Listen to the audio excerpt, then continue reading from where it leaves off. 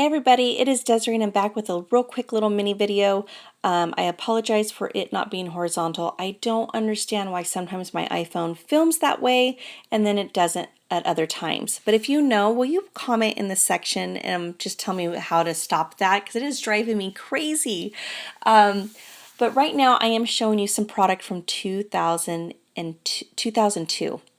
Can you believe that? 2002, that was 13 years ago. That is just mind-boggling to me. But I've been a scrapper since 2000, and if you have been a scrapper that long, then you probably recognize so many of these products. They were from My Mind's Eye, and they were like a little mini collection of die cuts, and it was basically titles that came with people and objects, such as if it was like Halloween, they would have pumpkins and all that good stuff, and just frames and journaling boxes. And I decided, since birthday cards are so expensive, that I would just make my own using these products. I also use, when I make birthday cards, my scraps. A lot of times I want to get rid of scraps, and that's one easy way to do that. So that's what I'm showing you here right here, is how I made one using a Sizzix die that was a birthday theme, and it came with stamps as well. So you can see that the file, the tab was a die cut, and the stamp is obviously that went with it. And so yeah, I needed to make some for my kids are going to a birthday party. Actually, my daughter has two birthday parties she needs to go to, and my son has one birthday party. So October is going to be a crazy month. So what I did was, I don't spend a whole lot of time making birthday cards for kids because, they don't care. Let's be honest, they don't care about the birthday card. So I don't want to put a whole lot of my time in it. So I just quickly whip these up, and usually they take me not even 10 minutes. I kind of have an idea, and it's the same one where I use a frame so that way I can get rid of those frames, and maybe a die cut that will match and go with it that is birthday related. I had one where my son went to a karate birthday party, and I had a little karate kid die cut that went with the frame, and it was adorable. I wish I actually took a picture of it because it was really cute. And so I'm showing you some of the ones that I have made, and basically how I start off with the frame, because they work perfect with those cards. And I purchased those cards at Michael's using my 40% off coupon, and I want to say I only spend maybe $3 to $5. I can't remember because it's been a while, because they come with so many, and I want to say like maybe 10 or 20. And so it's been months since I purchased a package, so that's why I don't really know the price at the top of the head.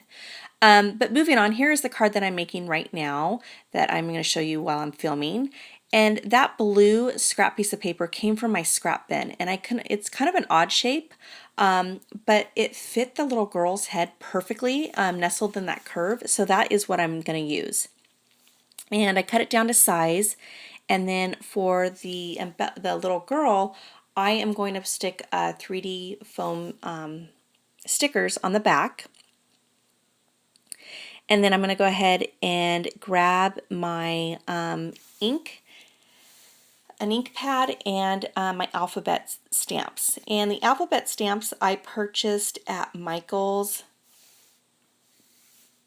maybe 8 years ago, 9 years ago. I don't know. It was a while ago, but it was the first alphabet stamp I ever purchased. And then the ink that I used, I don't have a whole lot of ink. The ones that I do have was because I was working on a project, and because I didn't have any ink, or might not have that color, I went to this, I ordered it from 2Ps, other, companies, or even at Michael's. And so I probably have like maybe 10 ink pads, but the one that I'm using is the Hero Arts Shadow Ink in Pale Tomato, and it's a mid-tone. And so there I am, finished with the actual layout. I noticed when I pressed a little hard that it did kind of show the edges of some of those letters, but again, I don't mind because she's not going to care of did I do well on it. And then to add some finishing touches, because the top part did seem kind of, I don't want to say dull, but it's like it just was missing something. That I looked in my drawers of stuff that I have that are literally from back in the beginning of 2000, I belong to, we would always do racks on the Creative Keepsakes forum. And I had this piece of yarn that has just been sitting there with all the rest of the stuff that I got. And I thought, you know what, I'm going to add it because it actually works perfect as far as the colors. And then I thought, why not stitch around it or make it look like a faux stitching using my white gel pen. And so that's what I did, is I just went along and added little stitch lines, and it actually turned out so cute. This is probably by far one of my favorite cards that I've ever made. So, and literally it took me, guys, not even 10 minutes. I would say 5 minutes. I just cut out the edges of the little girl so the white, branding strip and everything else wasn't showing.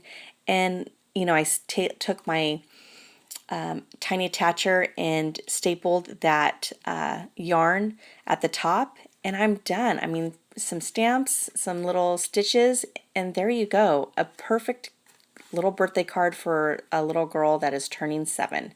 So anyway, guys, I don't know if I'm going to be showing you more of these. If you want to see more of the cards that I create, I definitely, more than happy to make some little mini videos like I did today.